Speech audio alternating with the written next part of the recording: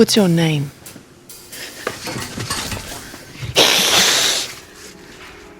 Cat got your tongue?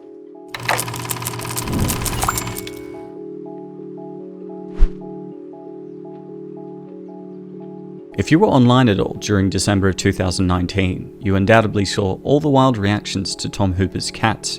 People mocked the film mercilessly from the moment the trailer dropped. The cat people looked ridiculous, it had a bizarrely horny energy, and the plot was pretty much non-existent. It completely baffled critics and the average viewer, resulting in Cats being both a commercial and critical failure. It's estimated that Universal Pictures lost somewhere between $71 to $114 million on the film. But wait a minute. Wasn't the original Cats also ridiculous, horny, and nonsensical? What was it about the movie then that didn't work? The Cats musical has always been an easy target for mockery, but even when David Letterman was poking fun at it, or Bart Simpson was blowing spitballs at the cast, it still had a ton of fans. Andrew Lloyd Webber's musical is one of the longest running shows on Broadway for a reason. The people who love it really, really love it. There are even dedicated superfans who have gone to see Cats over 700 times. Where were they for the film? The stage is not going to be full of people dressed as cats like in a pantomime, is it? Oh, no, It's not. absolutely not. So it's not going to be a children's musical about pussycats? No, not at all. All cats are jellicles, you see.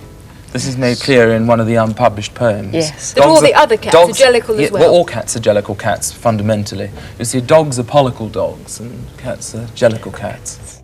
First off, what is Cats, and what makes it appealing in the first place? The original musical was developed by Andrew Lloyd Webber, who composed music for Joseph and the Amazing Technicolor Dreamcoat, Jesus Christ Superstar, and The Phantom of the Opera. Webber based the musical off T.S. Eliot's collection of poems, Old Possum's Book of Practical Cats. The musical is a sung-through, meaning that it has almost no spoken word dialogue at all. The plot is tenuous at best. It follows a group of cats called the Jellicles, who once a year all assemble for the Jellicle Ball, a contest where they sing songs to old Deuteronomy for a chance to go to the Heaviside Layer, which is like heaven. Kind of, but not really. Essentially, it's just 2 hours of cats introducing themselves. It's not structured around story, but instead focuses on whimsical character interactions, large dance sequences, and elaborate sets and makeup. Plenty of people dislike the lack of story, but for the fans, that's precisely the fun of it all. It doesn't try to be anything beyond a spectacle. It doesn't have a political message or any greater meaning. It's just 2 hours of flashy fun. How hard can that be to mess up? Well, that's the first way Tom Hooper screws the movie up. He tries to give it a plot. Cats 2019 takes a relatively minor character, Victoria the White Cat, and makes her the protagonist. Victoria is written as a newcomer to the Jellicle tribe.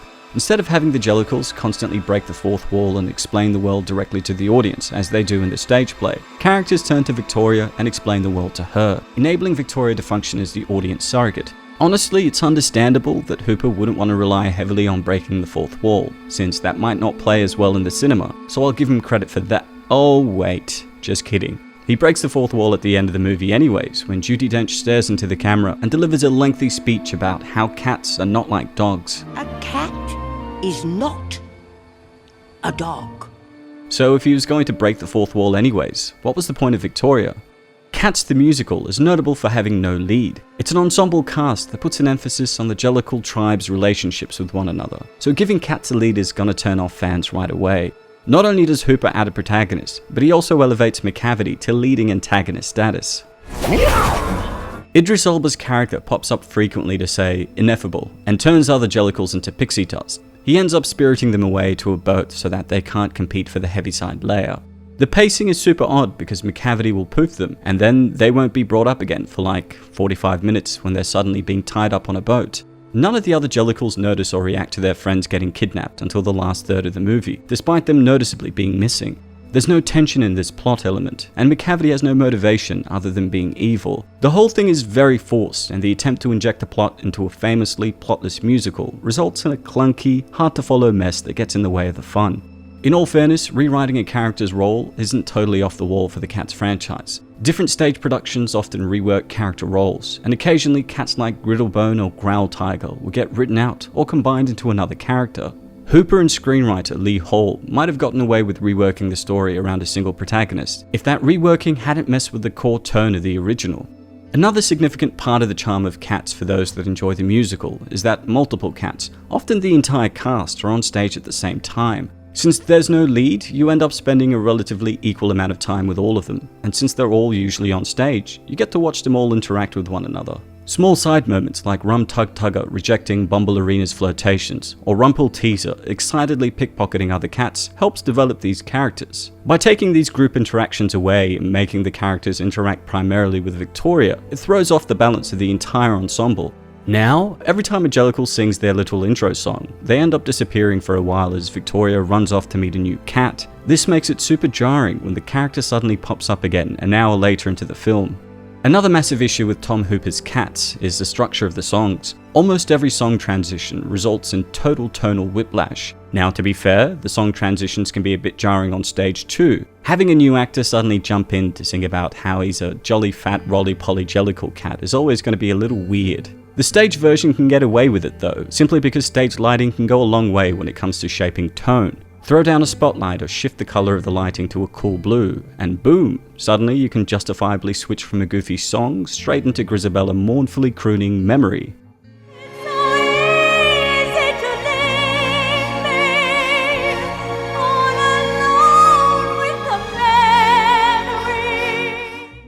While film can, of course, manipulate lighting as well, it just doesn't work in Tom Hooper's CGI world. This almost real but not quite setting whirls around at breakneck speeds as characters pop in to sing their songs. Hooper throws us into entirely new sections of the world with each new song change. Bugstuffer Jones's Garbage Buffet, Skimble Shack's Railroad, and Rum Tug Tugger's Horny Milk Bar, and it's just overwhelming. Since your eyes can't adjust to the changing uncanny valley scenery, your brain can't process the song changes either. The versions of the songs themselves aren't even the popular stage renditions either. For example, for Mungo Jerry and Rumpel Teaser's song, the movie opts to use the original song's composition. The composition that was poorly received by audiences and canned by the play's first director, Trevor Nunn, almost immediately. The reworking of Magical Mr. Mistopheles is the most jarring. The movie tries to make him a more central character by giving him a sad sack vibe. In the original musical, he's just a happy magician in a light-up jacket, bouncing around and yelling presto.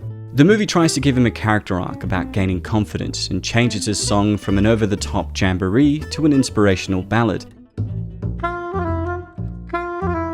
And then there's the visual effects. I'm sure you've all heard the horror stories about how the movie looks. Tom Hooper defended the use of CGI, saying that it's just digital makeup. He actually claimed that, with full-face prosthetics you lost too much performance, and your ears still don't move, so you have to go full CGI for the ears. A strange claim, considering the fact that the stage play obviously made it work with makeup and prosthetics, but sure Tom. Having said that, it's important to note that the issues with the visual effects run much deeper than just, it looks bad, or I missed the practical makeup though.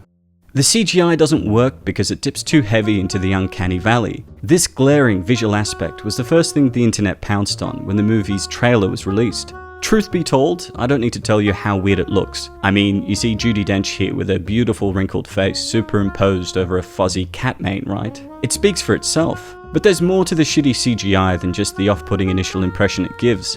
Sometimes 3D animation takes a little bit of an adjustment period. For example, 3D anime like Beastars or Dodahedro can look off to people who are used to seeing traditionally drawn animation. It takes an episode or two for the audience's brain to adjust, but when it finally does, you barely notice it anymore. But there is no opportunity for the brain to adjust to Cats 2019, because the actual logic of the CGI is baffling.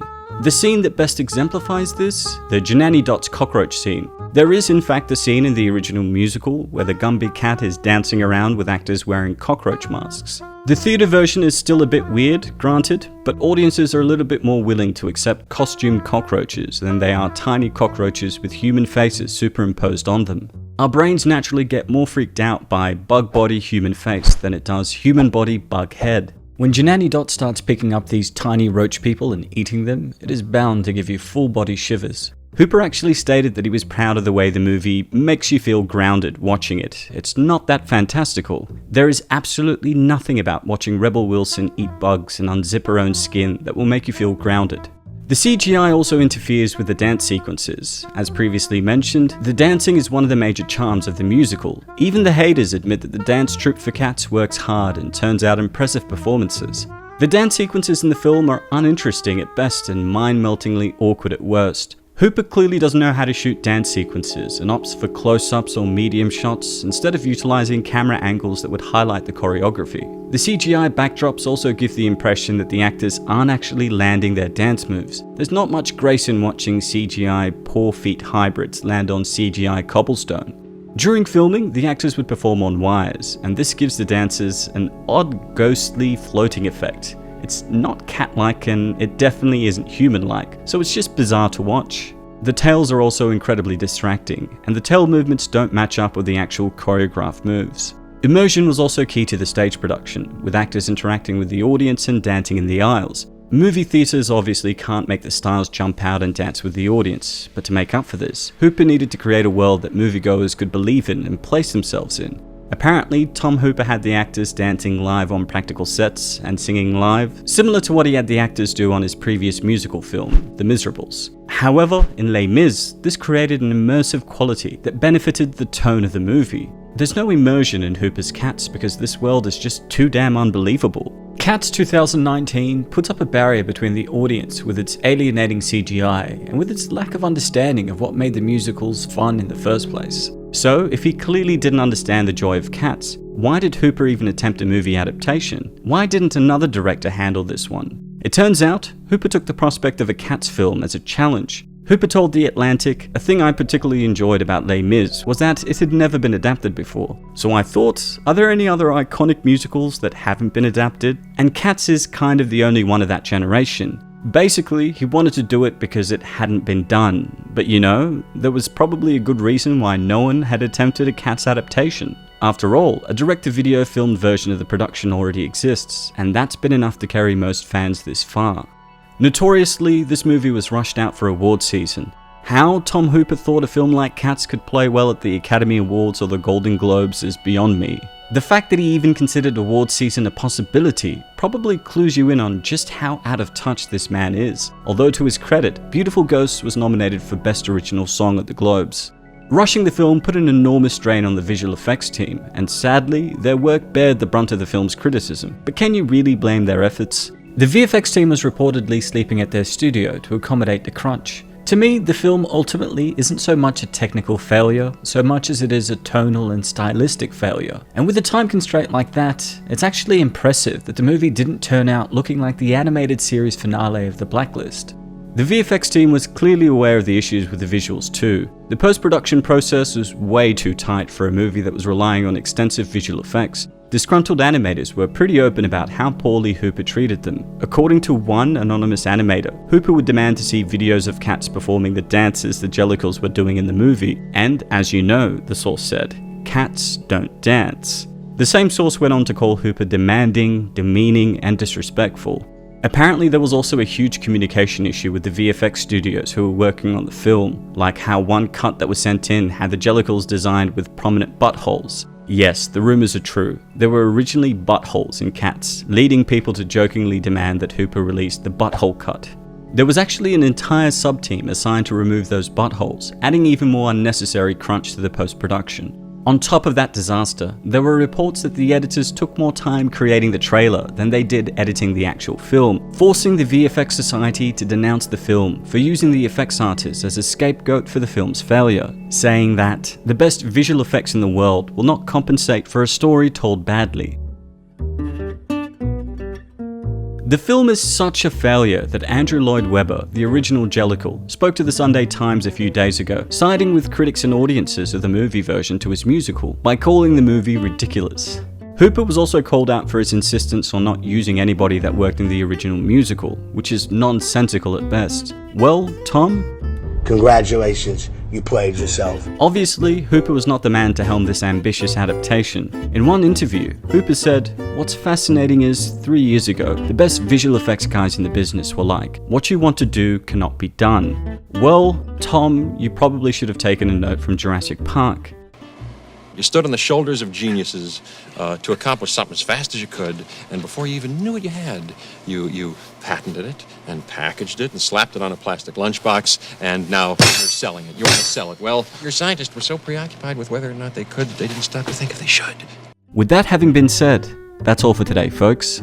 Don't forget to hit subscribe and click the notification icon to stay up to date on all my content. And if there's anything else you'd like to request, please don't hesitate to ask. As always, it's been a pleasure. Niyat here with Film Comics Explained. Thanks for stopping by.